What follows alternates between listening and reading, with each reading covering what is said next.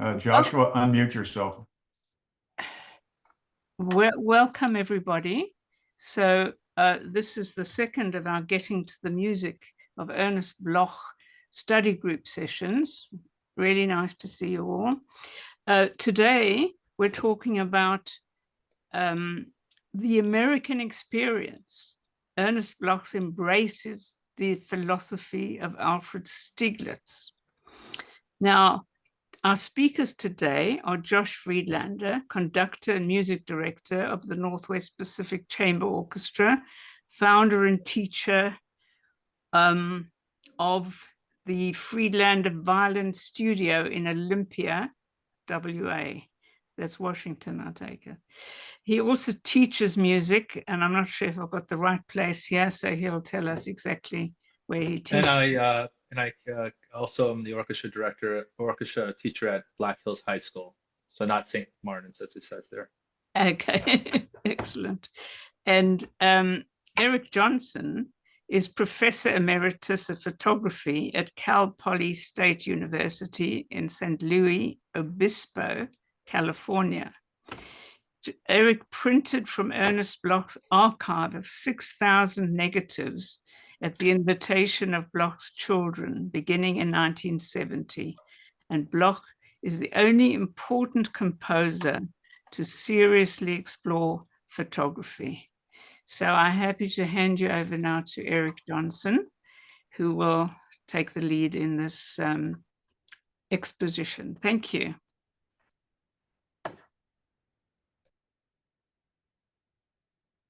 Okay, I just want to make sure you people can hear me. Are we okay? Joshua? Yes, just need to get to the first slide. Yep. Okay. But you need to make it so that we can't see all the extra okay, bits. I can do that. Okay, just a second here. I need to get myself set up to the beginning. We were testing it earlier, so that explains that. A little sneak preview there. Apologize. Yeah. Okay. Excellent. Well, the American experience, Ernest Bloch embraces the philosophy of Alfred Stieglitz is the title of our presentation today. Using Bloch's music and his photography. It'll go beyond Stieglitz, but that's what starts it. You can see here a self-portrait by Bloch in 1924, sitting at the edge of the Grand Canyon, an iconic American scene, and worthy beginning, I think, for a look at Ernest Bloch's music and photography. Just a second here. What's going on? Okay. Alfred Stieglitz, establishing an American identity in modern art and its impact on Bloch. That's how we'll start. Then we'll go to Carl Engel, a visit to by Bloch to the Library of Congress and becoming an American citizen. We'll then go to Percé in the Gaspé Peninsula in Canada, where he conceives of his piece, Poems of the Sea. Then to Cleveland, where he becomes director, as you all know, and we'll actually focus on Bloch's Model T Ford and the photographs he took. And then to Santa Fe, New Mexico, at the end of 1924, the photography, and of course the composition, many compositions, but we'll focus on Poem Mystique. And then San Francisco, Chinatown, Walt Whitman, very important American poet who influences Bloch, and of course the Symphony America. And then at the end, up in the French Alps at Châtel, we'll conclude with a violin concerto, an excerpt, and then we'll put it all together at the end. I'd like to start here. As many of you know, Bloch's sense of his own identity is ambiguous. This letter from the end of 1950 kind of sums it up, from Bloch to Samuel Letterman. In Switzerland, they say I am a Swiss renegade. In America, a Swiss expatriate who steals the prizes from our native composers. In Germany, I am a Frenchman because I fought for Debussy. In France, I am a German because I defended Mahler. And now the Jews put me out and say I'm not a Jew. Where must I go to live and to belong? The moon? Maybe a little exaggerated, but he did go to Agate Beach, which is a long ways from everything at that point in time. But let's start here. As you know, Ernest Bloch's an immigrant story, the story of the hope that America represented. That was really what started it all for us in terms of America. Wonderful picture entering New York Harbor, New York skyline, the teeming streets of New York, the cars, the people, many immigrants. Just imagine how many of these people are recent immigrants. And of course, the inspiration to come to America was to conduct the Maud Allen orchestra for the Maud Allen dance troupe. And there's the orchestra in the upper left. Bloch probably gave his camera to somebody, take a picture of me on all the gear and his luggage. And on the lower left, you'll see Bloch with his camera and some of the orchestra members, and there's a cigar in his mouth, and he's holding his camera. He much enjoyed photographing, as you can kind of tell just from that picture. Well, it starts here too. Waldo Frank writes in his memoir. He's an important player here, as we'll see. And he writes, the Maud Allen tour folded in a small Allegheny town, and Bloch had to beat his way to New York. Answering a telephone call in the lobby of the Hotel Astor, he left his coat on a chair and returned to find it stolen. He was penniless and the winter was cold. But in a month, his music would fill Carnegie Hall. There is a photograph of Bloch, Narus, and me all staring together into the future. Bloch's eyes are rods of intellectual power. There you go. There's Frank on the left. But Frank introduced Bloch to Alfred Stieglitz in late 1916. Now, just as a way of introducing Stieglitz, you'll notice his dates. He's 16 years older than Bloch, and almost a generation earlier, not quite, but almost. Okay, Stieglitz played a seminal role in the development of art photography and the dissemination of modern art in the United States. Not only did his photography revolutionize the medium, but his intellectual and cultural leadership was largely responsible for a distinctly American identity in modern art. His leadership was responsible for the success of important artists such as George O'Keeffe, John Marin, Marsden Hartley, and Paul Strand, and many others. Stieglitz would hold Saturday night dinners at the Far East Tea Garden in New York between 16 and 19, basically with groups of 20 or more artists and literary friends, and discussions following dinner on modern art, psychology, American identity and art, and imagine all sorts of other things as well. There's Stieglitz, O'Keeffe on the right, Bloch, of course, Waldo Frank, and on the left, many people here will recognize Paul Rosenfeld, who played an important role in popularizing really Bloch as he first came to New York. And other members of the people around this dinner table could have been Arthur Dove, the painter, Paul Strand, the photographer, Sherwood Anderson, the writer, John Marin, the painter, and really many others. William Carlos Williams, among others, for some of you may know that name. So this was the milieu known as the Stieglitz Circle, basically, and the art historians would call it. And so Bloch is dropped into this circle of people intensely involved in discussions of the type I've just described. And between 17 and 22, Bloch and Stieglitz had at least 5 meetings, if not more. And that's from his daughter, Lucienne says that. Some of these would have been at the Stieglitz Gallery, where Bloch would have seen his photographs, and in other locations, certainly the Saturday dinners. And so in 1922, Stieglitz proposed asking a fundamental question. Can a photograph have the significance of art? It seems an odd question to us now, perhaps, but it was a question at the time. You can see all sorts of people were invited to write. Sherwood Anderson, Bloch, Charlie Chaplin, believe it or not, Arthur Dove, Marcel Duchamp, and on, O'Keeffe, and a number of other luminaries. So Bloch's response to that inquiry or request for response comes in the end of 1922, and it focuses on Stieglitz, not photography in general, but on Stieglitz. And he says, this is Bloch writing, Every picture of Stieglitz embodies an idea and makes one think.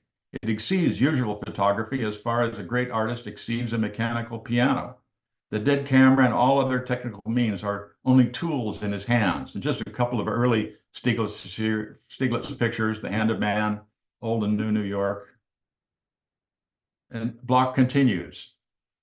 I'll just jump through it. Things as they seem to be, or as they appear to the bourgeois. He has taken them as they really are in the essence of their real life, and he can sometimes accomplish the miracle of compelling them to,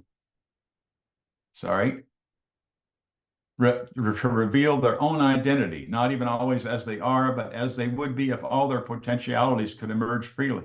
And this is the greatest art because all signs of technique have disappeared for the sake of the idea. And you'll see this repeated, this concept of the picture is about an idea, not just a thing, but it's an idea. You can see a few pictures of Stieglitz here that he probably saw, almost certainly saw. He writes, there are pictures of hands so beautiful that one could cry before them. Alfred Stieglitz, George O'Keeffe's hands, 1919. These are probably the pictures that he saw in the gallery in New York. Remarkable pictures of George O'Keeffe's hands. And these are two of many, many, many. And Lucienne, Bloch's daughter, stated, father must have seen Stieglitz at least 5 times, if not more. I remember Bloch saying that the photos of O'Keeffe's hands by Stieglitz were as erotic as anything father had seen. Well, in 1922, but earlier in the year, and this is probably one of the most significant aspects of the connection between Stieglitz and Bloch, Stieglitz created a series of pictures he titled Music, a sequence of 10 cloud photographs. And he writes the year later, so I began to work with clouds and it was great excitement, daily for weeks. Every time I developed, I was so wrought up, always believing I had nearly gotten what I was after, but had failed. Most tantalizing sequence of days and weeks. You can see just these are the last 4 of the 10, 7, 8, 9, and 10, from a kind of a storm cloud to a serene picture to a dark, moody thing, and then to a kind of serene, relaxed ending. You can see just generally what Stieglitz was after there. So he worked. I knew exactly what I was after, he writes. I had told Miss O'Keeffe I wanted a series of photographs which, seen by Ernest Bloch, the great composer, he would exclaim, music, music, man, why that is music. How did you ever do that? And he would point to violins and flutes and oboes and brass, full of enthusiasm, and would say he'd have to write a symphony called Clouds, not like Debussy's, but much, much more. And when finally I had my series of 10 photographs printed and Bloch saw them, what I said I wanted to happen happened verbatim. So Stieglitz was able to predict that. Stieglitz, after all, had met Bloch a number of times, got to know his personality. They shared much, as you'll see. So he had an idea what Bloch might say, I think. And he writes on July 1st, 1922, probably a few weeks after this meeting, my dear Mr. Bloch, have you any idea how much it meant to me to have you feel about those photographs as you did, to have you see in them what you do, and to know that what you express I understand and feel is true. It was a memorable hour, a very rare one. There is much, very much, that you are suffering, physical and otherwise, that has been my lot too. It's all necessary for foolish people like ourselves, I have to presume. Sometimes one wonders, I don't have time to go into the other 2 pages, but it's ailments, complaints, which of course Bloch had plenty of those as well, so they shared that. A memorable hour, a very rare one, as Stieglitz said. And Stieglitz provided an inspiration for Bloch as well, as we can see from Bloch's effusive praise. He sees Stieglitz as a paragon of an artist aiming to rise above the commercialism and the isms of the day. Stieglitz's passion for identifying and promoting an American identity in modern art coincided perfectly with Bloch's search for his own American identity. A new immigrant seeking a new life, opportunity, and recognition, Bloch identified with Stieglitz's personality and vision. At dinners and meetings, Bloch was immersed in the ambition of Stieglitz to find and promote a uniquely American identity in art. This had, at its foundation, a desire to find a new path distinct from a European tradition and Victorian morals and attitudes that Stieglitz felt restricted the advancement of an American identity in art. George O'Keeffe was the most significant example. O'Keeffe was born in Wisconsin and was teaching in a small Texas town when she met Stieglitz in New York. Having never traveled to Europe, O'Keeffe became Stieglitz's icon for the authentic American-born modernist painter. Stieglitz and Bloch also shared some basic philosophical opinions. Stieglitz had spent most of the 1880s, as you can see, in Berlin studying engineering and starting to photograph seriously. He also studied the piano and attended hundreds of performances of Wagner's operas. Stieglitz's love of Wagner must have provided another key point of connection with Bloch. As most of you know, Wagner espoused the concept of Gesamtkunstwerk, or universal work of art, uniting poetic drama, music, and the visual arts and dance with a goal of breaking down boundaries between art forms and reaching a shared human soul. Both Bloch and Stieglitz shared this vision. Stieglitz, like Bloch, sought a Wagnerian, universal spiritual expression in art. Reaching for the universal is a hallmark of both Stieglitz's photography and much of Bloch's music, as we'll highlight today. Spirituality loomed in Stieglitz's vision of American identity, but he was disheartened and where am I? And offended, there's the word, with what he viewed as a pent-up, materialistic, and culturally bankrupt American way. In a rare attempt at ironic commentary, Stieglitz produced this picture of a harnessed, castrated horse, a pure representation of eradicated sexual prowess and restrained muscular energy, and labeled it Spiritual America, 1923, so it's the same years.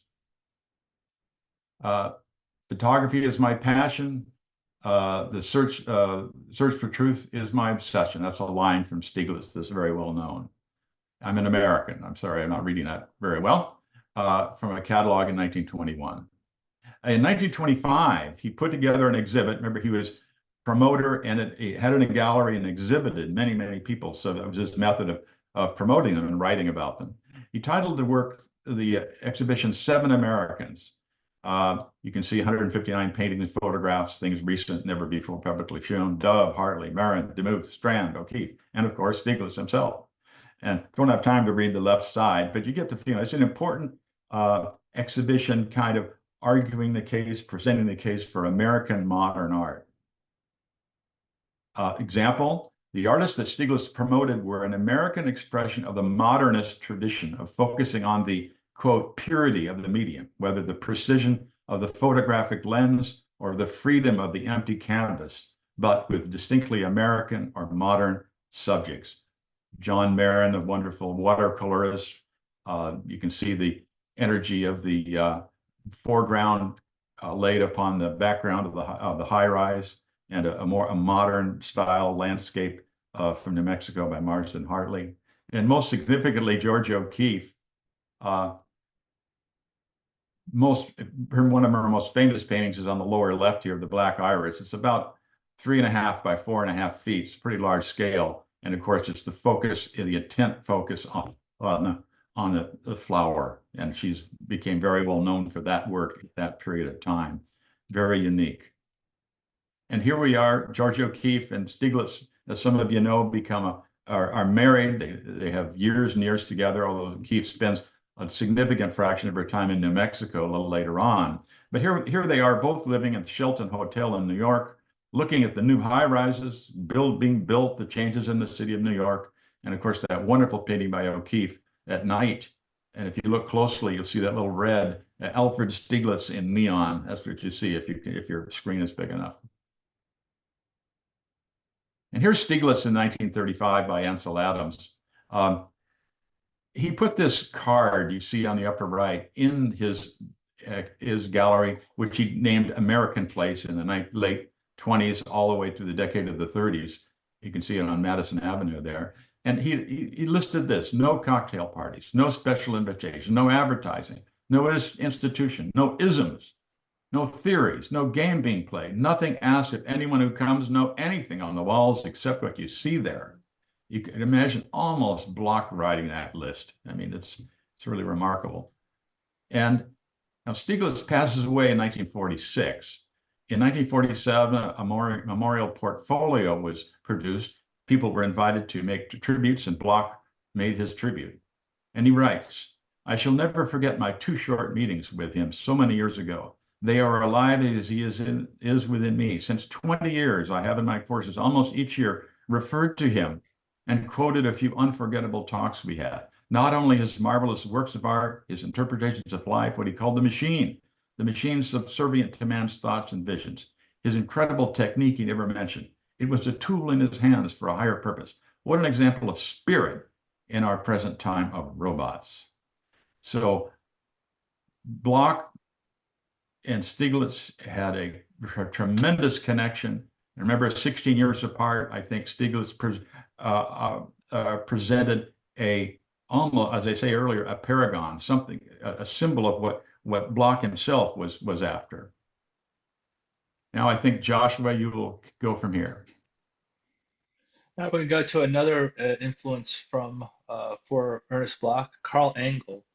Carl Engel was a French-born American pianist, composer, musicologist, and publisher from Paris. He was also president of G. Schirmer Music, a writer on music for the Musical Quarterly, and chief of the music division of the Library of Congress. Engel writes in 1928, referring to Bloch's inspiration to compose his Symphony America, about a visit by Bloch to Washington, D.C. in June 1922. This is probably the same trip when he saw Stieglitz cloud photographs in the same month. There is a great comfort in comforting a friend, and sometimes we can offer him no better easement than to let him talk. After breakfast, we wandered down Pennsylvania Avenue in the direction of the Capitol. Bloch, fortunately, was still too much absorbed in diatribe to be aware of one of the most unattractive stretches of Washington, D.C. The burden of his lament, by no means novel, was that he had reached the end of his patience with rank commercialism, base intrigue, and flagrant hypocrisy. America apparently had no room for him. He had no use for America. Although he had got his first citizenship papers, he would let them lapse. If he were to remain in America, it would be to fulfill his engagements, but then he would set his face once more towards Europe. Now notice, of course, the same stereo plate that the self-portraits that Bloch done, and notice that his expression is not in the best shape of what didn't have a great time in Cleveland Institute of Music, and I think that's what he was showing in these stereo plate photos down below. Bloch was in high, though still in rather pesky spirits when we arrived at the library. Here was prepared for him the hour of his conversion. Engel continues, Bloch suddenly entered a new world, unsuspected by him in America. I showed him not only the music division, I took him over the building. His resentment collapsed, his wonder grew. He became as voluble in his admiration as he had been before in his reproof. When we got to the gallery in the main reading room, with its impressive dignity and vastness, the place imposed silence. He was thrilled. Then I took Bloch to the top floor of the library, into the librarian's dining room. From the room we stepped out on the balcony. Immediately before us lay the Capitol with its spacious grounds and fine old trees. The city spread beyond. The obelisk of the Washington Monument rose in its simple grandeur. Behind it, the Lincoln Memorial shone like a white jewel. When Bloch had recovered speech, he turned to me and said in French, "Do you know what this means to me, this library and this view? My second papers. I want to be an American citizen." Carried out the resolve then made. When Bloch left Cleveland in 1925, he deposited with the Library of Congress his manuscripts, letters, and personal documents. The librarian's report for 1925 laid due stress upon the significance of the gift and the giver. When the published report reached Bloch, he wrote me in English from San Francisco on December 19th, 1925. I wish to tell you that few things have moved me more than pages 94 and 95. I really cannot explain why, but it seems to me as if it were a definite consecration to my voluntary Americanization. It brings back to me memories of Washington, D.C., and the unforgettable days spent in the Library of Congress. And at the round table in Mr. Putman's dining room, it impresses upon me once more the idea of America, of the past and America of the future, and makes me indulgent with America of the present. It gives me, too, a sense of duty of what we can do to help this great country. This will explain the statement why it is likely that without the Library of Congress, Ernest Bloch might never have become an American citizen. And without becoming an American citizen, he would hardly have written his Symphony America.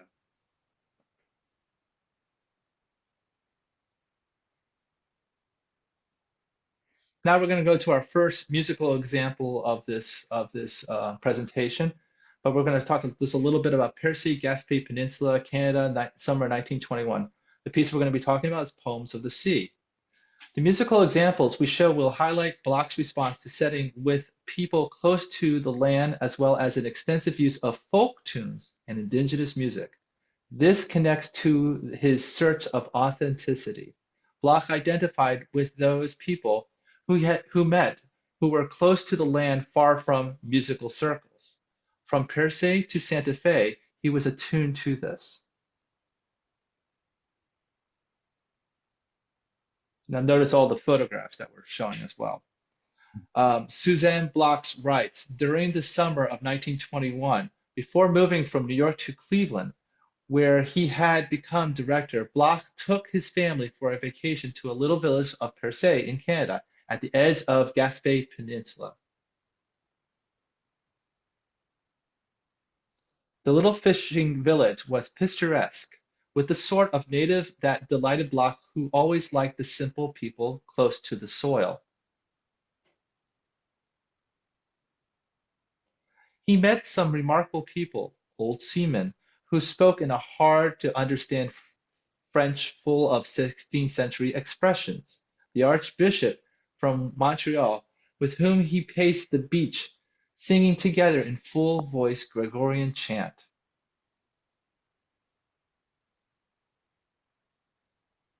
During his solitary works on the Pensée beaches, Bloch began to think of music, which he noted down in a little book. The following year in Cleveland, he composed these three pieces, or actually movements, which he generally called the sea pieces, Waves, Chanty, and At Sea. And this is from a citation from Suzanne Bloch's editorial of the program notes of Ernest Bloch's Creative Spirit.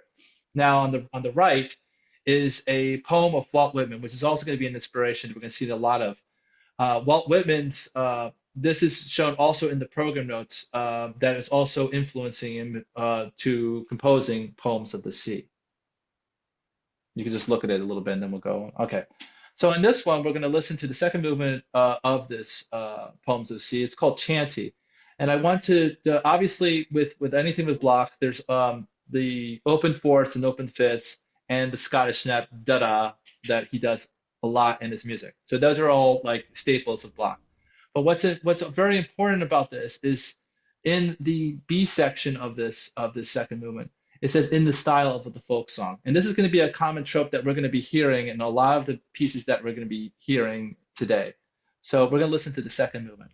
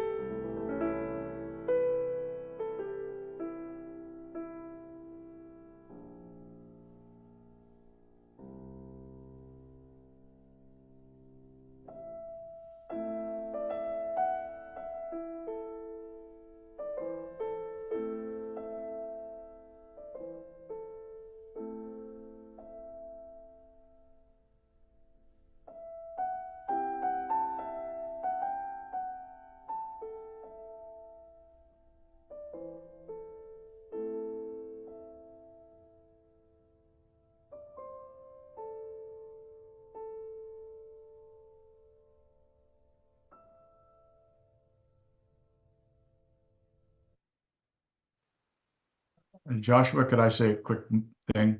Absolutely. Certainly what I feel when I listen to that and I look at the photographs, you can really feel the music, and of course feel the photographs. I mean, you can just, the connection is really remarkable. I don't need to say more than that. Go ahead, Joshua. Yeah, that's the same thing I was going to say. So we'll go to the next thing. We'll talk about Mazinka Okay, and we're on the Erik same. We continue on this. I think we're on the same wavelength. Bloch at Cleveland, 20 to 25, the Model T. Bloch's Model T Ford, he named Mazinka. Okay. This is from the creative source book from Suzanne Bloch. She writes, in this piece, she's actually referring to the Baal Shem Suite, he inserted a Jewish melody, which he must have heard as a youth. The refrain of the tune contained in the text Mazinka. During the epoch he was writing these pieces, Bloch brought his first car, a Ford, whose particular manufacturer had openly professed anti-Semitic views.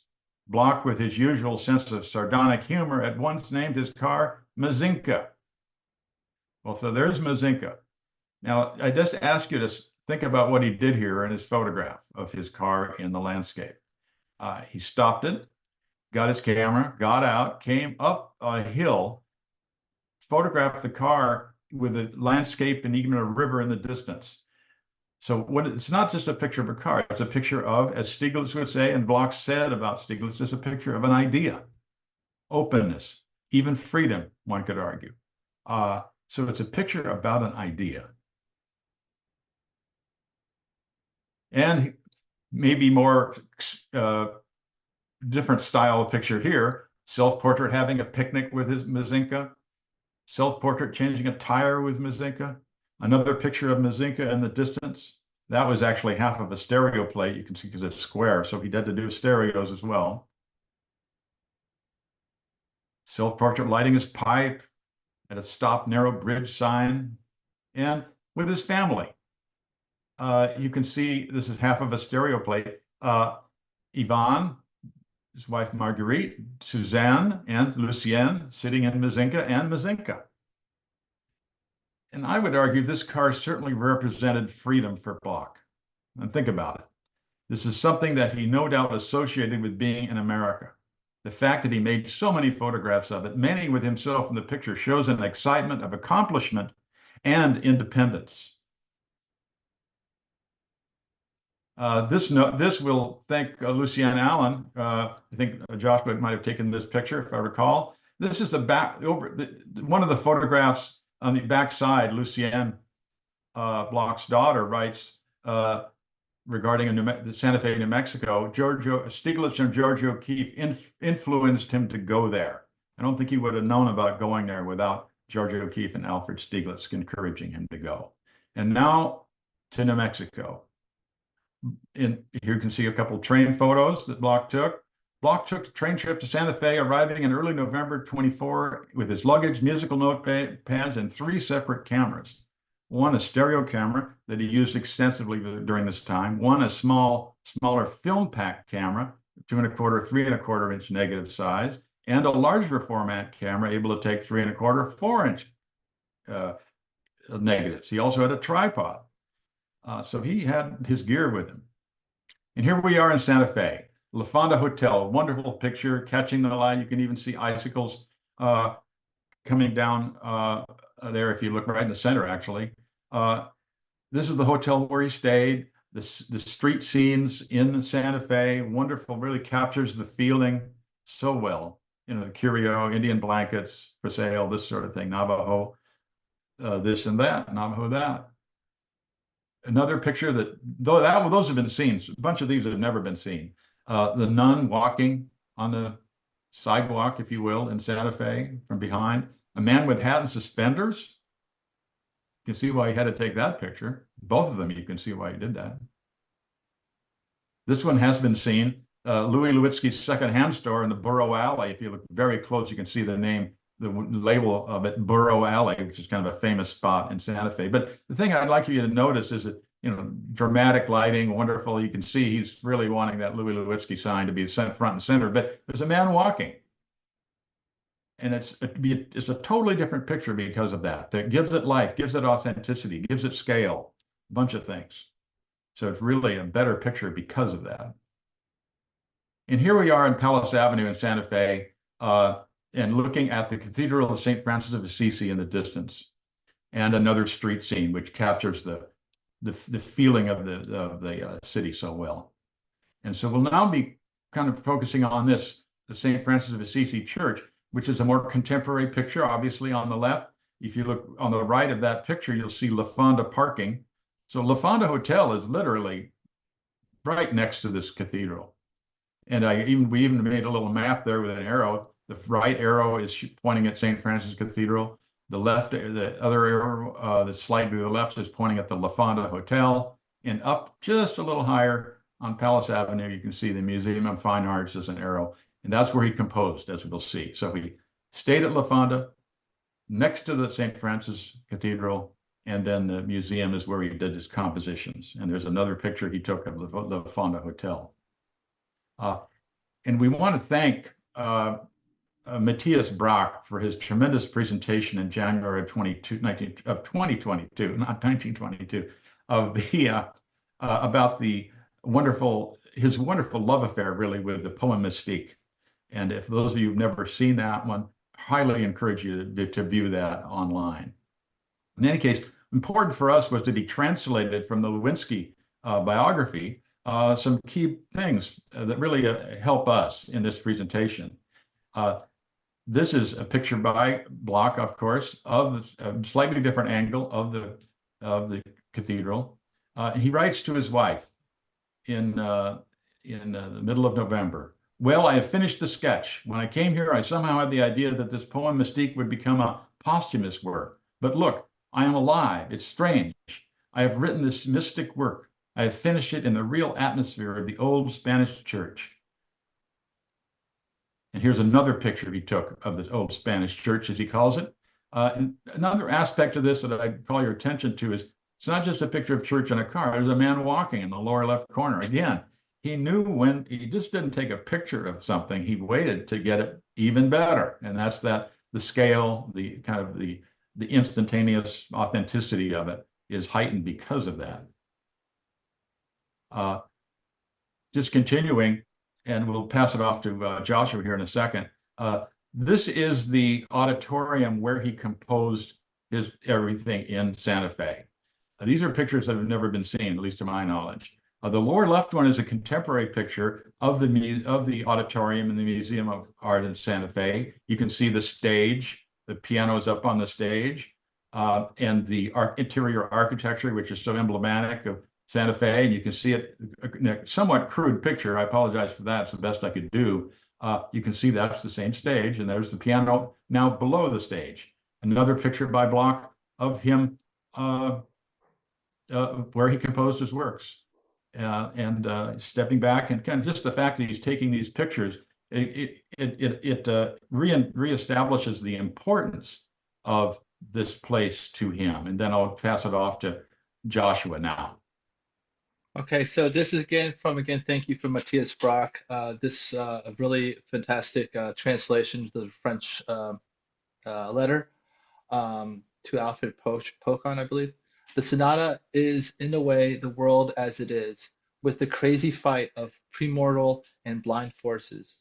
The poem Mystique is the world as it ought to be, as we dream it, a work full of idealism, of faith, of fervor, of hope, where Jewish themes border on the credo and the almost complete Gloria of the Gregorian chant. I believe it is a beautiful work of big lyricism and enthusiasm. So we're going to be listening to the Credo Gloria section to poem Mystique. When I performed it a while back, a couple of times actually, I was so amazed hearing and seeing that he actually puts in the score these citations of the Credo and Gloria, which I've never seen before as a person playing the violin doing a sonata before. So it was very moving as you're reading the words, the citations while you're playing it. So it was really wonderful. The other thing that was very interesting about this part is the etherealism of it. It's just it's so beautiful. It speaks to all the gods, not just to a certain god, which I just think was wonderful. And finally, the comment about Santa Fe. Santa Fe is not like it is today, which is very touristy. In the old 1800s and the early 1900s, it was a path for immigration. A lot of Europeans who could not find jobs in Europe would settle in um, Santa Fe because of needs of multilinguistic communication predominantly. One I've said it, of course, in my previous presentation with Solomon Bibo, who was a very interesting person who was the only Jewish non-native to ever govern a tribe in the late 1880s. So that's where I feel that there's this folk-like, there's this universality, and the immigration that's a very responsible thing for this. And of course, we will learn more in America where the pueblo comes into all these factors. So we're going to be listening to now this expert right now. Okay, and just before I play it, just notice the self-portrait. This has never been seen before. Again, kind of punctuating the importance of the place and himself, I guess you could put it that way.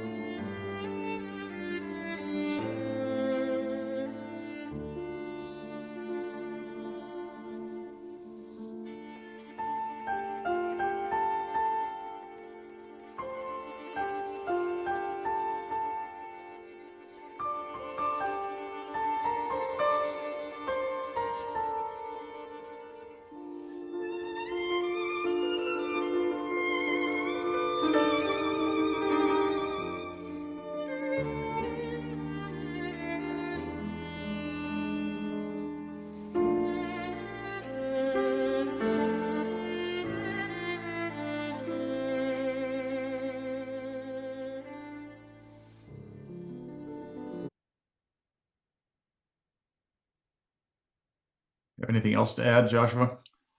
Yes, if you want to know a little bit of the translation and a little bit where it's coming from, again, I implore you to listen to Matthias Brox's presentation on the poem Mystique. It's it's an incredible piece about his inspirations on it and where this credo in Gloria comes from. And I think one of the things that he added during that presentation was the proximity to the church. You can imagine him hearing church bells and possibly even chants. Uh, uh, so again, I would reiterate what Joshua just said. Yeah, everything. One last point. The museum, the La Fonda Hotel, and the church are really in walking distance, probably in sight of each other. Uh, One thing that he said in Matthias's was about could he see the church? I didn't know until we saw the photos that he possibly could have seen the church from his window in La Fonda Hotel. Well, here are some self-portraits. And I mentioned that he took all these cameras. This is from his larger format camera on a tripod for sure. Posing in the snow of Santa Fe, up in the hills above Santa Fe, looking at the camera. Another one laying in the snow. Another one takes the jacket off, has his galoshes on, has his bow tie on, his hat, same, everything's the same except he took his jacket off. And more self-portraits. Couple pictures that I don't think have ever been seen above Santa Fe, both of them, a burro grazing, the cross that sits above Santa Fe. It's just small detail that I would notice. Notice he doesn't center the cross or the burro. He puts them about a third of the way. So he has this kind of sense of composition going on too. That's kind of a photographer's thought. A couple more that have ever been seen. Views of a Pueblo. Don't know what Pueblo, but it's definitely a Pueblo in 1924. And of course, these have been seen. And the Native Americans at an intertribal ceremony in New Mexico, another one with Native American with this headband. Wonderful. You can just see how he really wanted to get these faces, and especially this face, this Native American during the intertribal ceremony in New Mexico. Amazing. He did two angles, two views, that face on the left and those eyes. It's extremely powerful. And as we go to San Francisco, as you know, whether it's on the trip to San Francisco, it's hard to say. He did several trips in this period of time, but here we are overlooking the Grand Canyon. We already talked about that iconic view of American. It gives us, both Joshua and I, the feeling of the Walt Whitman phrase that Bloch loved so much, quote, "Give me solitude, give me nature, give me again, oh nature, your primal sanities." So I think it's apropos to be putting, there's another picture, actually another picture that hasn't been seen of Bloch right on the precipice of the Grand Canyon. That's half of a stereo plate. To San Francisco, 1925, director of the San Francisco Conservatory. Two views, panoramic views now. Just quickly, how did he do a panoramic view? Well, he took the stereo camera and you can position the lens so that you get one picture instead of two. And that's what he did quite frequently. You can see Alcatraz Island in the distance, those of you know the San Francisco. And two views done almost probably the same time. Lillian Hodghead and Ada Clement brought Bloch to San Francisco to direct the San Francisco Conservatory in 25, as you know. But in the summer of 26, Bloch joined them for a packing trip to the California High Sierra. Here's a picture on the bottom. I mean, there's no trees. It's high country. It's way above the tree line. This is definitely High Sierra. And there's the mules. And I mean, you can imagine that was a couple-week trip, if my memory serves me. Picture on the left, upper left, has never been seen before. It's a half of a stereo plate of Half Dome, famous Half Dome in Yosemite, foreground with that rock that mimics the shape. It's a really wonderful picture. And of course, he did it in a stereo, which would be even more dramatic if one was to view it that way. To Chinatown. Four episodes for chamber orchestra we won't be going into, because Alex will be going deeply into this piece and others during his November presentation. So put that down your calendar for sure. But these are stereo plates. You're just seeing half of the stereo plates of the experience of being in Chinatown. Just a quick quote from him writing about that fourth movement. Impressions of the Chinese theater in San Francisco. I went there every evening for a whole week from 7 p.m. to midnight, fascinated by its music, its odors, its mysteries. And he goes on, but that's just a kernel of it. A couple of more Chinatown pictures. These are half the stereo plates you can see. In a produce market on the street there in Chinatown. As many of you know, he kind of was fascinated by exotic places and hoped to travel, was unable to travel to very exotic places like the South Seas. But in San Francisco, the exotic place is right there in the city. All right, Joshua. So our next third example is going to be one of the big ones is American Epic Rhapsody in 3 parts for orchestra. Now this is the preface section of the 1928 copy that I have of America. So I wanted to read this. An Epic Rhapsody in 3 parts for orchestra. This symphony has been written in love for this country, in reverence to its past, and faith in its future. It is dedicated to the memory of Abraham Lincoln and Walt Whitman, whose visions has upheld its inspiration. The ideals of America are imperishable. They embody the future credo of all mankind, a union in common purpose and under willingly accepted guidance of widely diversified races, ultimately to become one race, strong and great. But, as Walt Whitman has said, to hold men together by paper and seal or by compulsion is of no account. That only holds men together, which aggregates all in a living principle, as the hold of the limbs of the body or the fibers of plants. Though the symphony is not dependent on a program, the composer wants to emphasize that he has been inspired by this very ideal. Now, the next preface page, I do want to comment one thing as well. He talks about the notes for the performance, and this was also very interesting. The explanatory references, which was the citations that are in America, as well as the quotations from Walt Whitman at the bottom of the pages, are not meant for reproduction in the programs. They are not needed for the understanding of a work which does not attempt to describe nor imitate, but as its inspiration was sustained by a poetical idea, these notes may, in the same way, stimulate the performers and facilitate their task in making clear to them the intentions of the composer. So before we go into Clara Maurice's quote, I just wanted to tell you that the Bloch America has 3 parts. The first part is up to 1620, the soil, the Indians, England, the Mayflower, and the landing of the Pilgrims. The second part is the 1861 to 1865, which is the Civil War. And part 3 is entitled The Present, which is 1926 at that time, and the Future. So let's talk about this wonderful quote by Clara Maurice. Here was a symphony composed in the United States of Beethoven, or even Mahlerinian, proportions that, in addition to narrating America's past, assigned this young nation the lofty mission of becoming the beacon for humanity at large. Not only the scale of Bloch's symphony was Beethoven, so were its universalist aspirations, which Bloch embodied in the final hymn's evocation of the Beethovenian concept of the brotherhood of people, recreated in a specifically American context.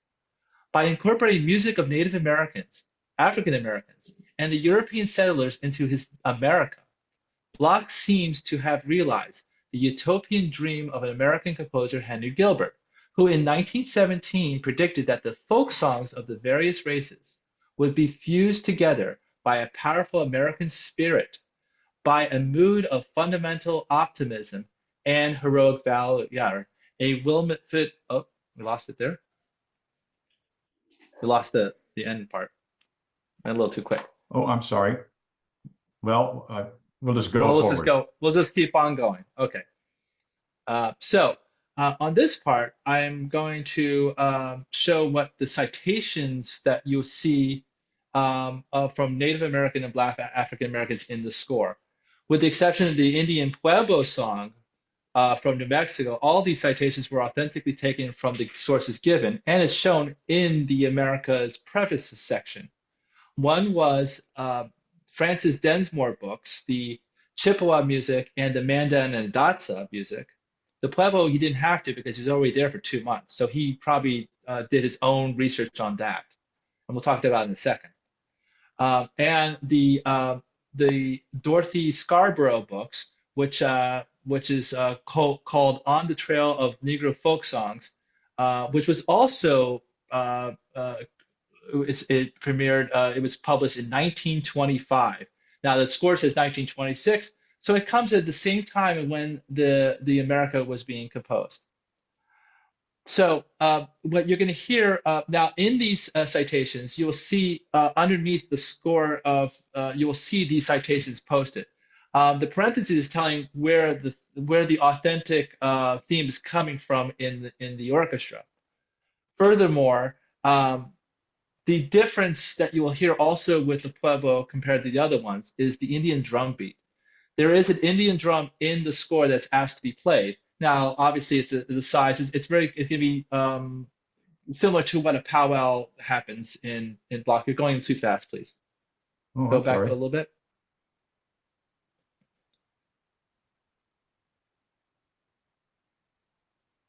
Sorry.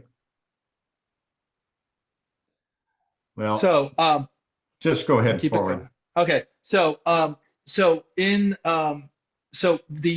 usually in a Pueblo powwow, it takes a little bit of time for the Indian drum beat to come in, to my understanding. The other thing is that you'll hear, as I said in my other presentation years ago, is that they're in a low register. So that's why you have the cellos and the double basses performing the melody. Now, once the Indian drum beat hits, you'll hear the Mandan and Datsa music. That's what we'll be hearing. We won't get a chance to hear the Chippewa songs, but as you can see, there's a variety of different ones. And he believed that these were authentic because Francis Densmore was doing their work.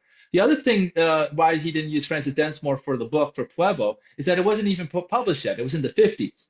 So we had a while to get to her book. She did all books on the Native American all the variety of different Native American. And I don't want to get into it. You can see my presentation on that. But I do want to say is that give you an example. The first one of the Mandan Datsa, it says Indian songs. But really the name, really what he takes the citation is called Song of the Corn Priests. And this is the quote that I'm going to say from Francis Densmore. This is what it means. The following song was sung by the corn priests alone, while the women were in a trance and the water birds were coming from their mouths. This is one of the sacred songs of the society, and in it the power that it is in the goose women is speaking. So that's where he's taking it from. And there's varieties of other ones. I don't want to get into them because we'd be here all day. So, and one last thing about the Black African ones. Notice that the first one, now he says Negro folk song citations on each one, but notice the part 2 is in the Civil War, right before the action happens, and the other 2 happens after the Civil War in part 3, when he starts putting all of them together in part 3. So we're going to go into now the America. We're going to listen to the beginning. Now listen to the similarities to Mahler Symphony number 1, called the Titan.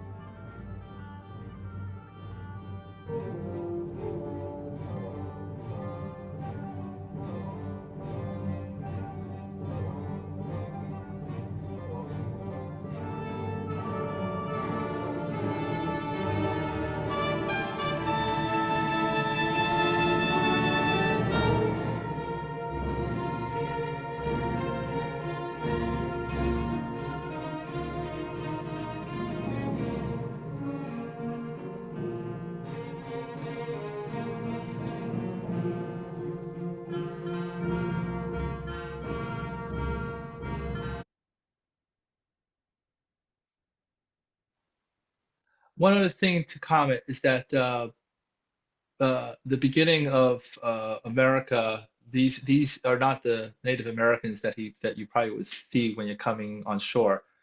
However, these were in my last presentation, uh, these were the three tribes that he experienced in 1924. The Ojibwa tribe, which would be related to the Chippewa music, the Lakota tribe, which would be related to the Mandan-Dasa music, and of course the Yakima Pueblos and Pueblo music. So this here is on this slide. We saw this in the Grand Canyon. Give me solitude, give me nature, give me again, oh nature, your primal sanities. So this one is a reprise of the beginning of America, and this happens in part 3. And this happens in after it goes on to the citations of the master of man and of a machine, which is a very common thing that that Bloch wrote way back with about Stieglitz. He adds another Walt Whitman poem citation. He puts numerous Walt Whitman poem citations in this piece. And then he puts a comment of America's call of distress and an inevitable collapse, which I love. And then all of a sudden we get give me solitude, give me this. Wait, stop. Back. What? Sorry, went too fast.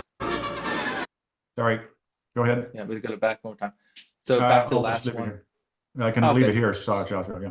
Okay, so in that the after all that he talks about this immigrants thing, which is the thing that he's talking that he really concerned, and then at the end, what you'll see on this citation, through love, which is very important. So we're going to be listening here to the part it says see immigrants continuing coming and landing. And notice that if you don't know about any American folk tunes, there are going to be a lot of those folk tunes in this as well, showing the diversity is an important part of America, which Bloch believed in 1926.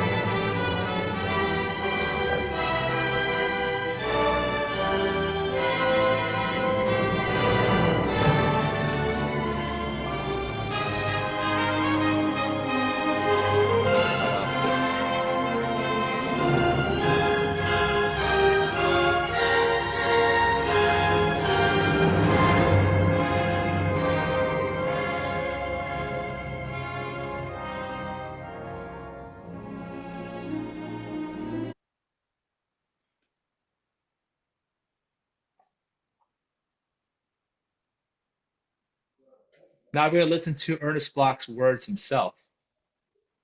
I had the idea of the Symphony America before landing in August 1960. Europe was at war. I came to America, it was like another planet. It took me 10 years before I wrote the symphony.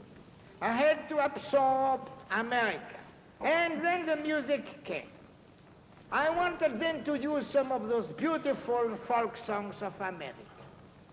Indian songs, Southern songs, old folks at home, Hail Columbia, the songs of the war, all those songs.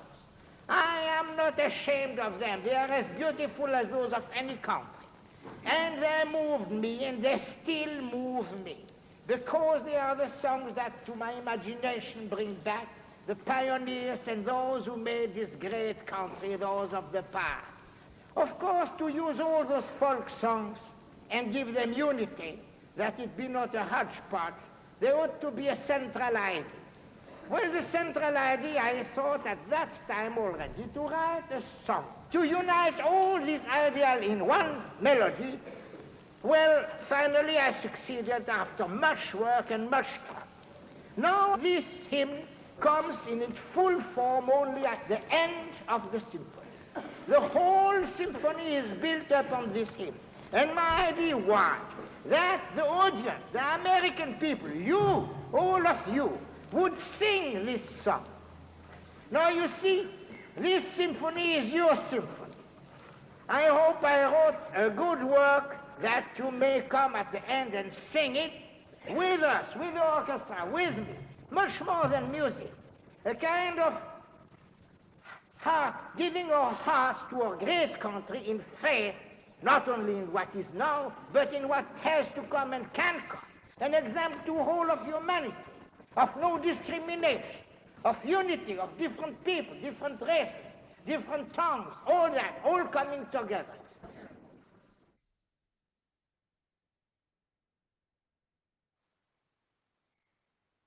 So now we're going to hear the praises by the judges, which are all conductors, of the Musical America in the contest. Frederick Stock said, who was the Chicago Symphony director, music director, Ernest Bloch's score is, in our opinion, the outstanding great work of Musical America's entire contest. The work is a rhapsody in 3 parts, a work of symphonic dimensions, dramatic, melodious, characteristically American in fiber and thought, a worthy and lasting contribution to American symphonic literature. Leopold Stokowski, Philadelphia music director. I am enthusiastically in favor of America for the prize. It is a noble and masterly score. Serge Koussevitzky, the Boston Symphony music director. Musical America is to be congratulated upon bringing to light such an astounding score as Ernest Bloch's America. Alfred Hertz, New York Phil music director. Ernest Bloch has created a masterpiece. This score may well become, San Francisco. I meant San Francisco director. I apologize there. Ernest Bloch has created a masterpiece. This score may well become a classic of American symphonic literature. Bloch has succeeded superbly in doing what other composers have in some degree attempt. The only one we didn't get a comment was Walter Damrosch, was the 5th judge, was the New York Philharmonic. So that's why I was thinking about it in my head. But these are telegrams that came about that, and he thanked them all. Next one. Now this one is about the backlashes. Now this happened in the late 20s and early 30s. Paul Roosevelt, who was a staunch supporter of Bloch, one of the parts that Stieglitz circle that we talked about at the beginning, says this: Bloch's turn to Americanist perspectives mark an irreversible decline in his skill setting, him on a tiresome and old-fashioned course toward mediocrity. Henry Cow, who was a pupil of Ernest Bloch at Cleveland Institute of Music, implied Ernest Bloch as a second-rate composer, interposing Hebraic to a modernistic form. And David Gregory Mason, which is my favorite quote of this bunch. Ernest Bloch, long the chief minister of that intoxication to our public, capped his dealings with us by the grim jest of presenting to us a long, brilliant, megalomaniac, and thoroughly Jewish symphony entitled America. Now, we're going to continue talking about a little bit of some quotes from Charles Brotman's article. The John Tasker Harwood, the former editor of McCall's, observed the intelligentsia have lost some of their interest in Bloch since America was published, where he has made a straightforward declaration of idealism that has nothing of the cynicism, nothing cryptic, a credo that can be taught with safety to school children. His modernism has been used for respectable purposes. It was Bloch's misfortune to have composed a work that irritated a large cross-section of his musical peers, a work that was too Jewish for an anti-Semitic traditionalist such as Daniel Gregory Mason, too conventional for an experimentalist composer such as Henry Cow, and too tuneful for other critics, most of whom expected art music to remain in perpetual conflict with the popular. But Musical America's massive prize context and promotion only magnified Bloch's transgressions in the musical culture and in some ways adversely affected the American reputation throughout the 1930s. So in these quotes, you're seeing a lot that you're seeing the backlash after he was doing pretty good with it starting in 1926. And after that, according to the article, if I recall, they went after the judges those supreme conductors who were the judges of for these this American prize that was happening, and then they went after the musical America itself. So they had to retune everything. Now we'll talk about that in our conclusion, but I just want you to think about that. Now, finally, this is our last and final excerpt that we want to talk about. Now, I talk a lot about the violin concerto because that was my thing from last time. And so, he uses the same Native American inspirations of the Ojibwa, Lakota, and the Pueblo that we talked about. But I didn't talk about the second movement. And again, here comes so we talked about the folks of all those the pieces that we just talked about. This one. Look what this is from the 1938 program that it premiered it in Cleveland Orchestra, directed by Dmitri Metropolis and played by Joseph Szigeti. And apparently that Bloch wrote this himself. Second movement. The second movement in Dante is curiously and quite unconsciously related to Figure 2, which is in the first movement. It starts with a kind of folk song of a very quiet and dreamy character, first given out by the woodwind, to which are later added a few strings. And then it shows the quote where we will hit it at later. But here's another part which was saved with a previous Malcolm Singer presentation. So I want to thank him for showing this to us of Yehudi Menuhin's video. He had Yehudi Menuhin having a conversation of an interview about something about the second movement of the violin concerto. And so when he was showing this figure 9-1, he asked him, well, what is that from? Because he had some ideas of that. And Bloch told him it was from Red Indian, which I did not know. So that was a very cool thing. And that's what we're going to be listening to in this excerpt.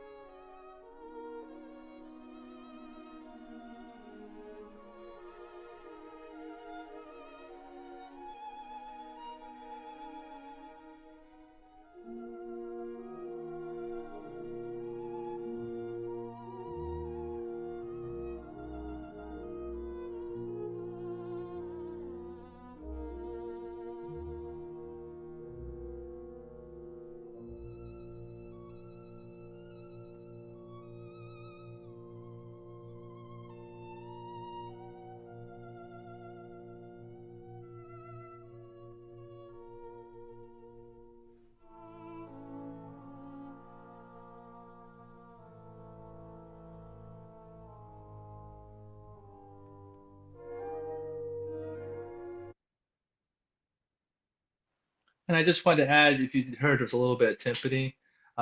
One common thing I also noticed, because I didn't, I think, talk about it in my presentation, there is a timpani beat using like an Indian drum, because the powwow Indian drum is the driving force to all the music that Native Americans do. It gives it this beat, it gives it its passion, and so forth. This is thank you for Alexander Knapp showing us this one. So we want to give this kudos to him. This is from his Visha Israel America Identity in Bloch's Life and Music. So Bloch remained domiciled in the United States, where he died in 1959. Altogether, about half his working life had been spent there, the other half in Europe.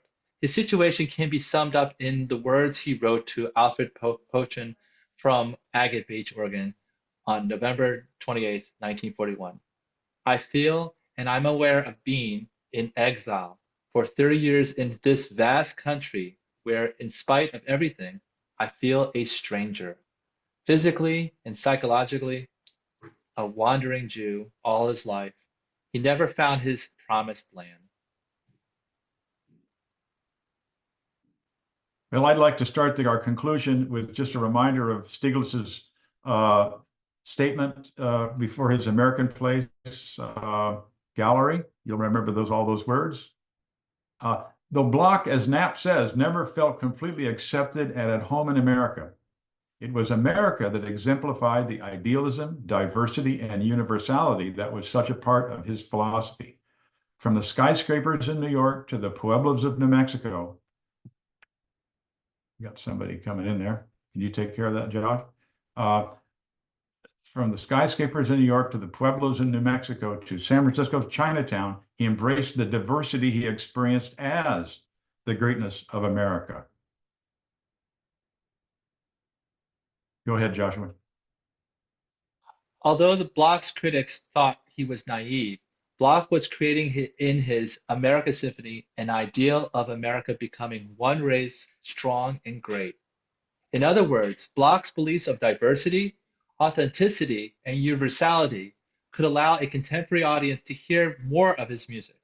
This is also seen in his photographs, the freedom to travel, to drive, and to explore and discover. These were the same ideals seen in the photographer Alfred Stieglitz, in Carl Engel, and the poet Walt Whitman. Though Bloch came to America as an immigrant, he cherished the American ideals of the responsibilities of citizenship, not just words on a piece of paper. Bloch was fascinated with American indigenous folk songs, as we have shown. He would cite to authentic Native American, Black American, Chinese, Swiss, and national folk songs to compositions before the Second World War.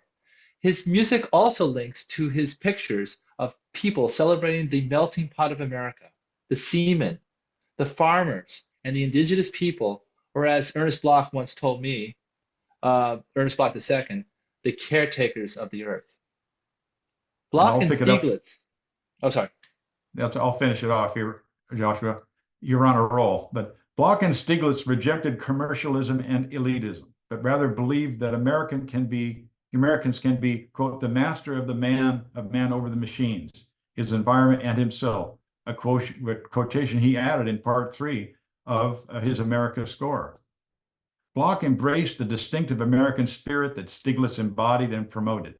As Bloch described in his 1947 memorial tribute to Stieglitz, quote, the machine, subservient to man's thoughts and visions, his incredible technique he never mentioned. It was a tool in his hands for a higher purpose. What an example of spirit in our present time of robots. And I'd like to just make it very clear. I know this has gone long, but I have to say a few words at the end. The only composer to seriously explore photography, Bloch used a variety of cameras for different situations, and he aimed his lens at subject that had personal meaning. From the skyline of New York to the Grand Canyon, to the faces of Native Americans and others close to the land, to his Model T, to his friends, colleagues, and family, and of course, at himself. He wanted to preserve and share these fleeting moments of his life. When one looks at his photography, we can see the craft of a meticulous composer and most distinctly an eye for composition, light, and timing. In short, a composer's eye. His photographs give insight and a broader context for his music and are, I think, essential to really understanding this remarkably talented and driven artist. And just a final note on interpreting Bloch's negatives, which I did. I used the quote from Ansel Adams, the famous photographer, quote, "The negative is the score, the print is the performance." This is long before digital, of course. Now, Adams met Stieglitz, not Stieglitz, but Bloch in San Francisco in 1926 when he first began to devote himself to photography as a career. His early years were spent concentrating on the piano with the hopes of becoming a concert pianist. Adams recalls the meeting in a letter to Bloch in 1954. And Adams writes, "You may not have any recollection of it, but you considerably influenced the course of my work. I recall showing you some of my mountain photographs. At the time, I was trying for dark skies and super Wagnerian shadows. And you said something pointed about the lack of the feeling of light in the pictures. Mountains are light, you said. Well, that had quite an effect." Notably, it was Adams who in 1978 encouraged Bloch's children to gift Bloch's photographic archives of over 6,000 negatives, albums, and cameras to the Center for Creative Photography at the University of Arizona in Tucson. This is also the archive that Adams had chosen for his own work. And finally, I began editing and enlarging Bloch's negatives in a makeshift darkroom in the guest house of Lucien Bloch Dimitrov in Gualala, California, in September of 1970. I was a 21-year-old undergraduate at the University of Oregon. In the next few years in graduate school, I applied improved technique to bring out more subtly from Bloch's negatives. Now, after scanning their prints I made in the 70s with digital software, it's possible to bring out even more details and tonal range in his work. Bloch's original prints are contact prints the size of the negative he put into albums. Most of the negatives are excellent technically, but many are also marginal or damaged from age. But they provided a score, as Adams says. And as Adams says, the images you see then are a performance, an interpretation that I hope brings out Bloch's vision and that he would be pleased with. It has been beyond an honor to have been able to bring them to the public and through the decades meet generations of his remarkable family. And I have met generations. Thank you. Thank you very much, everyone. Can I say thank you to everyone as well and ask, I'm not sure what time the meeting was supposed to finish, but are there any questions? Does anyone want to ask any questions?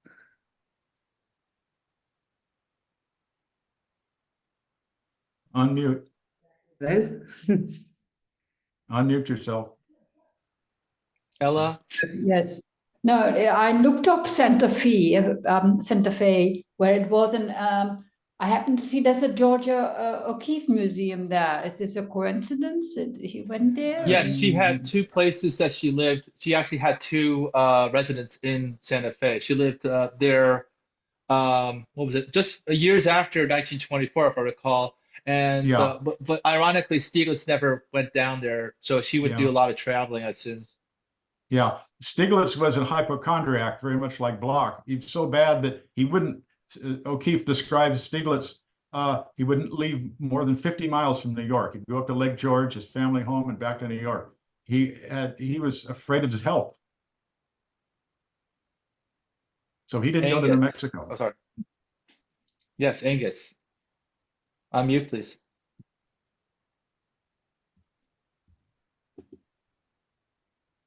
Did you call me? Yes. Oh, okay. Sorry. And apologies because it's a sort of detour question, not strictly Bloch. One of the music examples which you play, oh, by the way, fantastic presentation. Thank you to both of you. Thank you. So one of the music examples you played, like early on, a piano piece, and it was played by István Kassai, and I'm partly wondering how you got hold of that particular music example. And also, I'd just like to mention that István Kassai is not only a very good pianist, but a very generous person. So, for instance, when I did my presentation for Geraldine during COVID, István Kassai made some recordings so that I can play it. and he's not Jewish, but he's supporting Jewish causes. And anyway, so that's a long story. And I was just very surprised and very pleased to see and hear Istvan here, not in one of my presentations, but someone else's presentation. And I'm just wondering where you found this example. Well, I can answer that. It's online in YouTube. It's on YouTube. That's, YouTube. that's Yes. the simple answer. Yeah. And it has Wow. the score that it goes through it. And, So, and yeah. yeah, so that's the reason we used it. I have actually ever his recording myself, but yeah, it was, and we needed a score with the music, of course. So that was the one, and it was him. Okay, so thank you so much. It's just I couldn't see that it was a YouTube link on my screen. I couldn't see that. So Okay. thank you so much. Thank you. Any Can other I- questions? Yeah, can I ask a question? You spoke about the start of the America being influenced by Mahler's First Symphony, or having Well, similar. it has very similar characteristics as Mahler's First Symphony. There's harmonics, there's tremolo, there's things that you see that he might have been influenced by that symphonic score. He would have known the Mahler, would he? Absolutely. Right. Because Okay. well, he loved Mahler. I mean, he was at the Okay. premiere of Mahler's second Resurrection. Right. Okay. Thank you. Anyone else want to ask any questions? Yeah, can I ask a question, please? Yes. It bothers me about the critics' anti-Semitic, what I consider their remarks.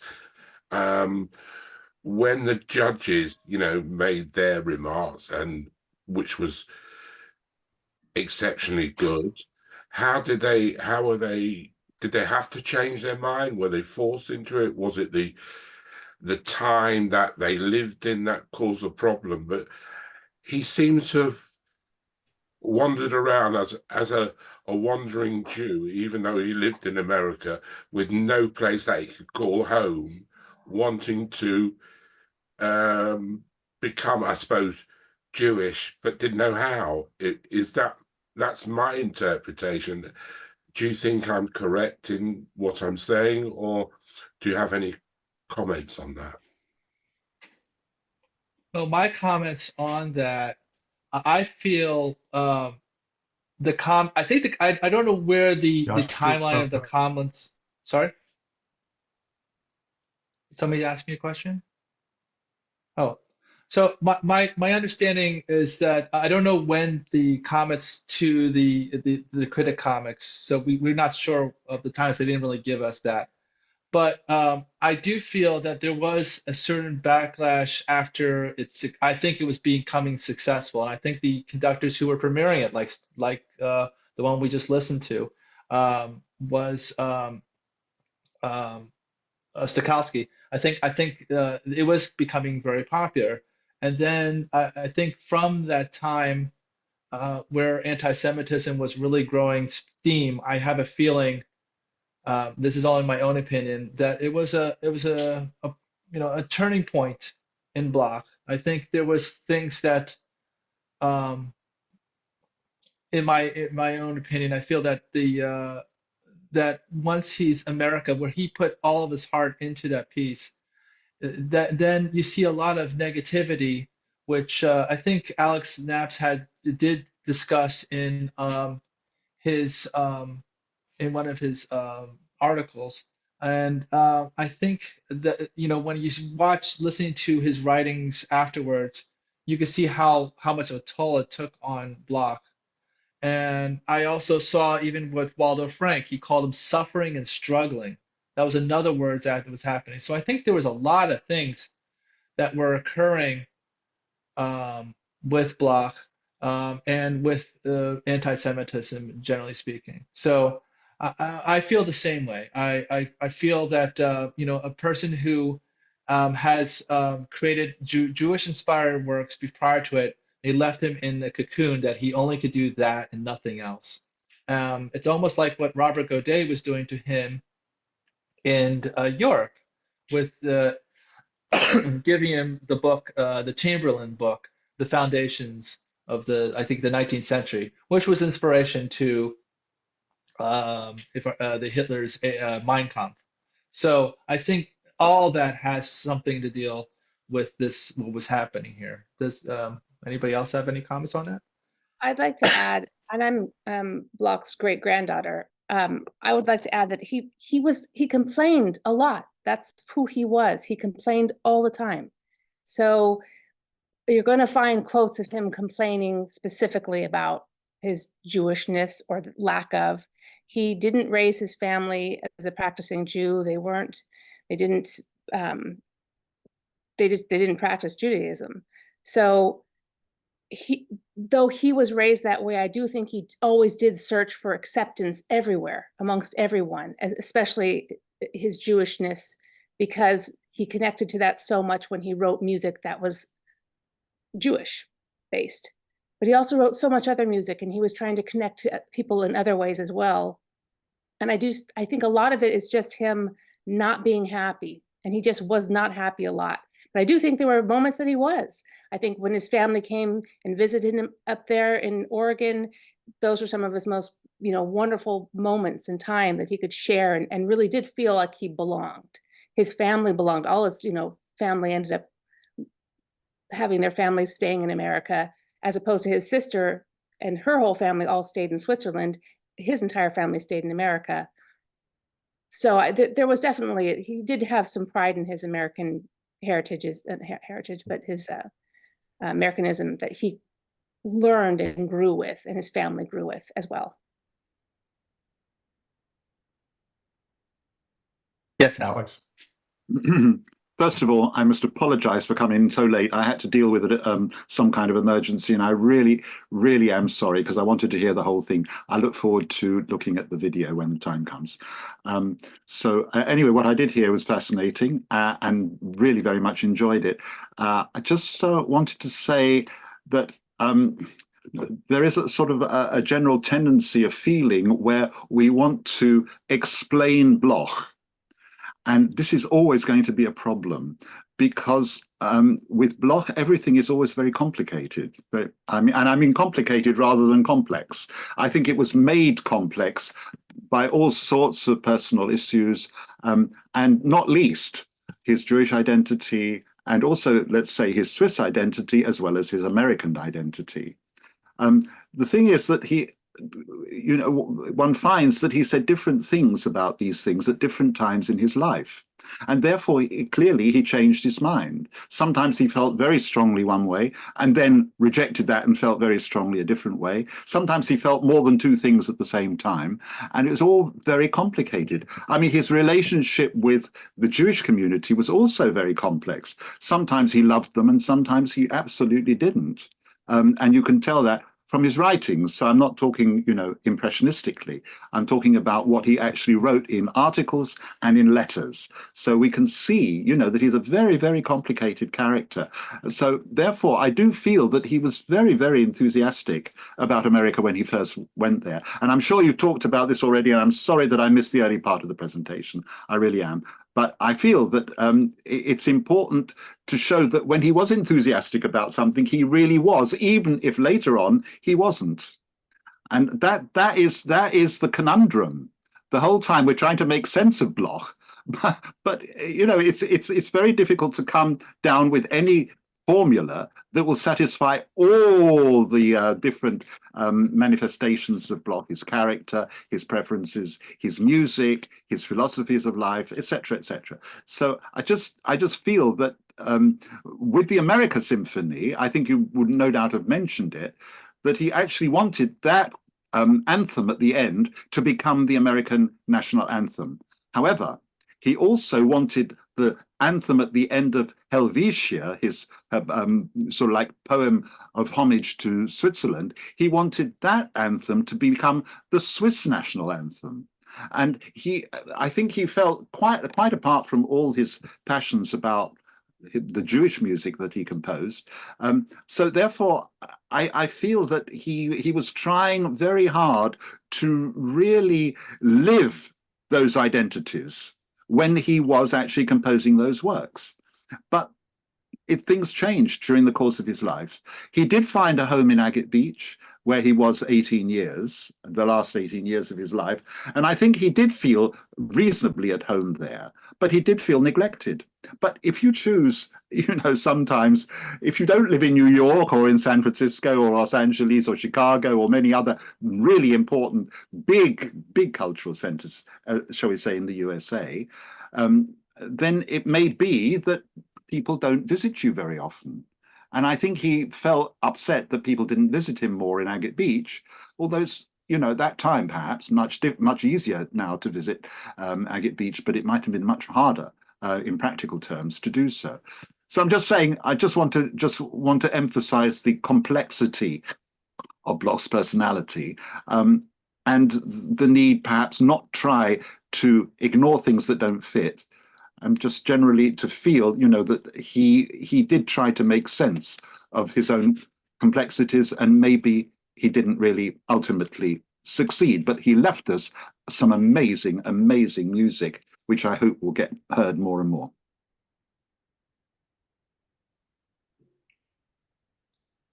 I also think, sorry, go for it. Very quickly, Bloch took a lot of self-portraits. Why? This is his photography. Why and why? Ask yourself. He's searching. He is imploring. He's trying to figure it out. I mean, you might call him a megalomaniac, lots of self-portraits, but it's also, you look at his eyes, you see him searching. Of course, you see very different kinds of emotional states almost. So there is a kind of story within a story with his self-portraits as well. Can I just say that I think from what you're saying, it's just human nature. People are complicated. You can't just simplify them and say they're this or that or the other. So, sorry, speaking as a layman, so to speak, that's how it comes across to me, that you cannot pigeonhole people, and people are searching. That's what life is about. Yep. I think at this point we'll. I think that has everyone felt that they've said what they need to say? Because I just want to say a very big thank you to Joshua and Eric for the presentation. It was really, really interesting and beautifully done. You obviously spent a lot of time preparing it, and we look forward to our next session. And I just hope Geraldine's okay there. I don't know if she's listening in at the moment, but I'm glad I can help her. I could help out a bit with this. Thanks very much, everyone. Bye. Thank you. Thank you. Bye.